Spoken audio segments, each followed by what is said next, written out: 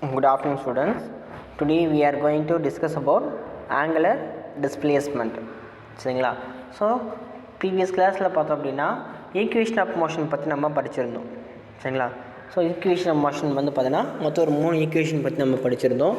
என்னென்ன ஈக்குவேஷன் பார்த்தோன்னா v equal to u plus a t அப்படின்ற ஒரு equation, s equal to ut plus 1/2 a t square அப்படின்ற இன்னொரு equation, v square equal to u square plus 2as அப்படின்ட்டு ஒரு 3 ஈக்குவேஷன் நம்ம பார்த்துருந்தோம்.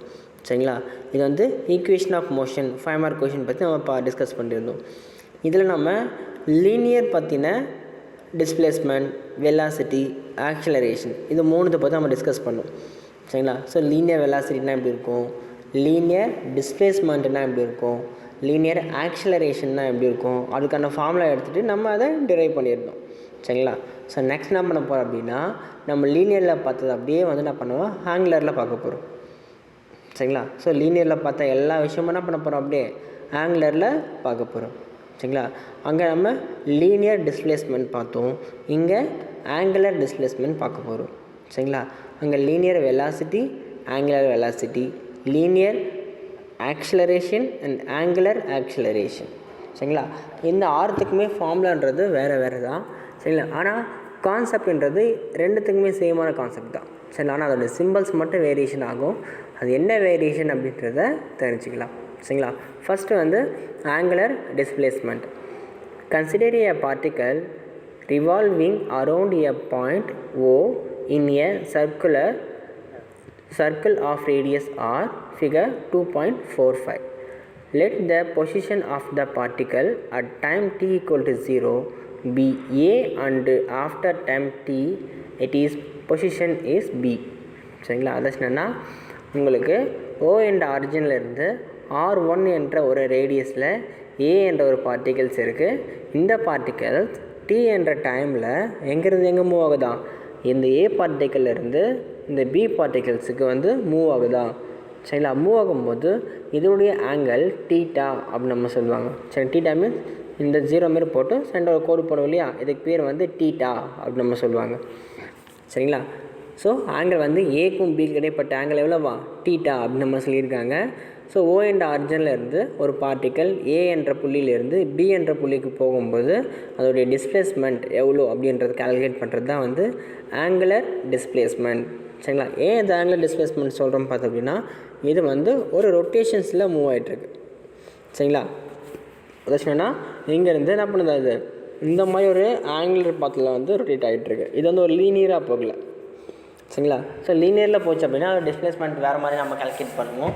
ஆங்குலரில் போகிறதால இந்த டிஸ்பிளேஸ்மெண்ட் எப்படி கால்குலேட் பண்ண போகிறோம் அப்படின்றத பற்றி பார்க்கலாம். சரிங்களா? Then the angular described by the particle about the axis of rotation or center O in a given time is called angular displacement. சரிங்களா? அப்போ என்ன பண்ணுறாங்கன்னா ஏலேருந்து அந்த பார்ட்டிக்கல் பிக்கு போகிறதுக்காண்டியும் அது எவ்வளோ டைம் எடுத்துக்குதோ அந்த டி டைமை பொறுத்து அதோட டிஸ்பிளேஸ்மெண்ட் இருக்கும் அப்படின்னு நம்ம சொல்கிறாங்க. அதாச்சுன்னா angular displacement angle AOB equal to theta. The unit of angular displacement is radian. சரிங்களா? ஸோ டிஸ்பிளேஸ்மெண்ட்டோடைய ஆங்குலர் டிஸ்பிளேஸ்மெண்ட்டோடைய யூனிட் வந்து ரேடியன் அப்படின்னு நம்ம சொல்லுவாங்க. ஓகேங்களா? ஸோ அதுக்கான ஃபார்முலா பார்க்கலாமா? So the angular displacement theta in radian is related to arc length s AB and radius r s. சரிங்களா? அது என்னென்னா ஆங்குலர் டிஸ்பிளேஸ்மெண்ட்டோடைய சிம்பிள் நம்ம தீட்டா அப்படின்னு நம்ம சொல்கிறோம். ஓகேங்களா? ஸோ நம்ம மறுபடியும் கேட்டால் சொல்லணும், ஆங்குலர் டிஸ்பிளேஸ்மெண்ட்டோட சிம்பிள் என்னது, நம்ம டீட்டா அப்படின்னு நம்ம சொல்லுவாங்க. So theta equal to S by R. S means displacement by R in radius. சரிங்களா? ஸோ அப்போ வேறு மாதிரி எப்படி சொல்லலாம், S equal to R theta. சரிங்களா? அது எஸ் மட்டும் அப்படியே வச்சுக்கோங்க. இந்த டீட்டா அந்த பக்கம் வரும்போது ஆர் மேலே வரும்போது மல்டிபிள் ஆகும் இல்லையா. So s equal to R theta அப்படின்னு நம்ம சொல்லலாம். சரிங்களா? இது என்னது, டிஸ்பிளேஸ்மெண்ட். ஸோ டிஸ்பிளேஸ்மெண்ட்டுக்கான symbol theta. Theta equal to S by r அப்படின்னு நம்ம சொல்லுவாங்க. ஸோ ஆங்குலர் டிஸ்பிளேஸ்மெண்ட்டோடைய யூனிட் வந்து ரேடியன். ஓகேங்களா? நெக்ஸ்ட் வந்து ஆங்குலர் வெலாசிட்டி. ஸோ ஆங்குலர் வெலாசிட்டியோட சிம்பிள் வந்து ஒமேகா அப்படின்னு நம்ம சொல்லுவோம். சரிங்களா? இது ஒமேகா. இது நம்ம டபிள்யூ வந்து கொஞ்சம் ரவுண்ட் பண்ணி போகிற மாதிரி போடுவோம். இதுக்கு பேர் வந்து ஒமேகா அப்படின்னு நம்ம சொல்லுவாங்க. சரிங்களா? So the rate of change of angular displacement is called angular velocity. சரிங்களா? ஸோ என்ன சொல்லியிருக்காங்க, டிஸ்பிளேஸ்மெண்ட் மாறும் வீதம் தான் வந்து the rate of change of angular displacement is called as angular velocity as omega. சரிங்களா? so if theta is the angular displacement in time t, then the angular velocity omega is omega equal to limit del t extends to 0 del t by del t equal to d theta by dt. சரிங்களா? இதில் என்ன சொல்ல வராங்க அப்படின்னா,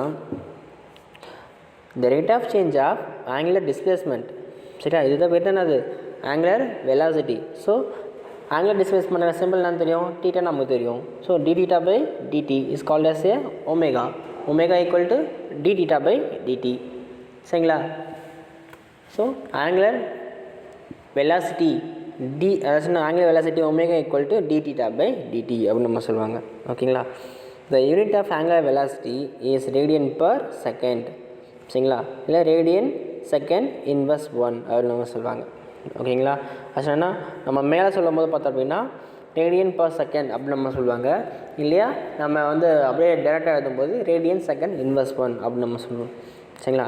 so the directions of angular velocity is along the axis of rotation following the given the right hand rule. So this is shown in figure 2.46. சரிங்களா?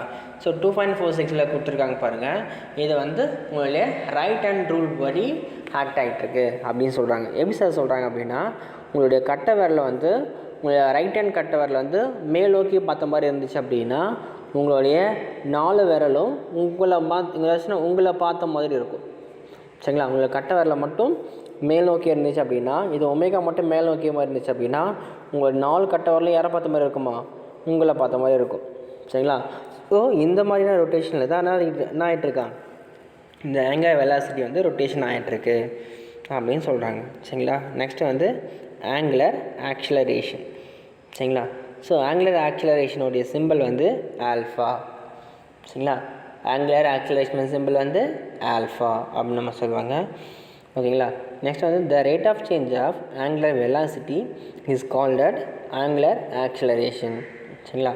The rate of change of angular velocity is called as a angular acceleration. சரிங்களா?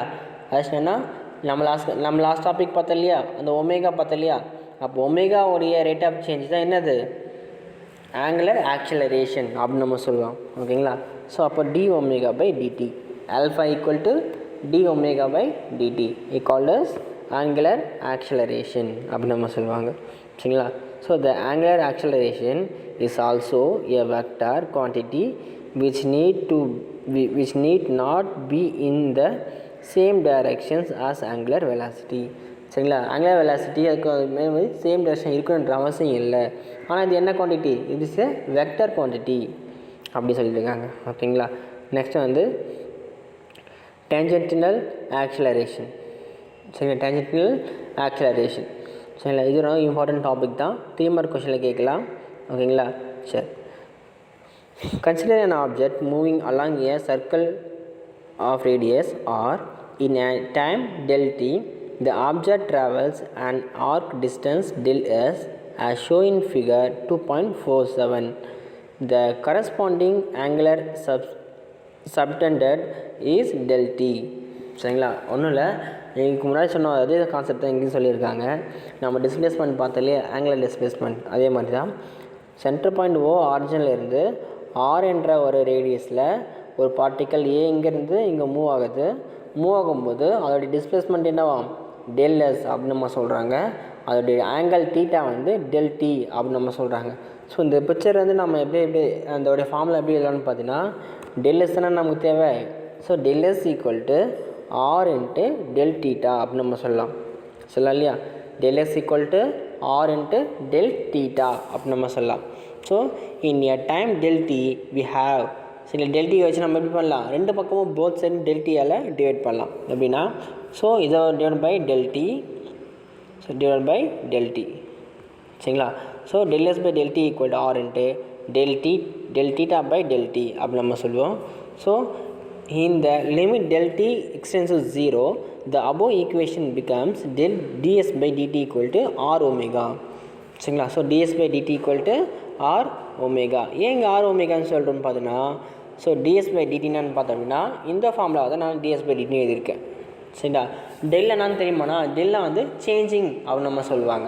சரி, del என்னது changing அப்படின்னு நம்ம சொல்லுவாங்க. So changing displacement by changing time equal to R into del theta by del t அப்படின்னு நம்ம சொல்லுவாங்க. So del theta by del டின்னா சொல்லலாம் ஒமேகா அப்படின்னு நம்ம சொல்லலாம் இல்லையா. So equal to r omega. Here ds by dt is linear speed v which is tangential to the circle and omega is angular speed. So equation 2.37 becomes v equal to r omega. சரியா? So the relationship between angular speed and circle, சரிங்களா, அது சொன்னா tangential to the circle கேட்டாங்க அப்படின்னா v equal to r omega அப்படின்ட்டு சொல்லலாம். இது இல்லாமல் இன்னொரு ஃபார்முலா இருக்குது. equation number 2.38 is true only for circular motion மட்டும்தான் இது வந்து பாசிபிள் ஆகும். சரிங்களா? இல்லை, சர்க்குலர் மோஷனுக்கு மட்டும்தான் இது வந்து பாசிபிள் ஆகும். But in general the relation between linear and angular velocity is given by. சரிங்களா? இது காம்படிஷன் எக்ஸாம்பிளோட கேட்டிருக்காங்க. இந்த கொஷின் என்னென்னா, relation between linear and angular velocity is given by v vector equal to omega vector into r vector. சரிங்களா? v vector equal to omega vector into r vector. இதுதான் வந்து எதுக்கு இருக்கும் லீனியர், அதை சொன்னால் லீனியர் ஆங்குலருக்கும் linear and angular velocity, linear வெலாசிட்டிக்கும் angular வெலாசிட்டிக்கும் இடையோட ரிலேஷன்ஷிப்பை இது டிஃபைன் பண்ணுது. சரிங்களா?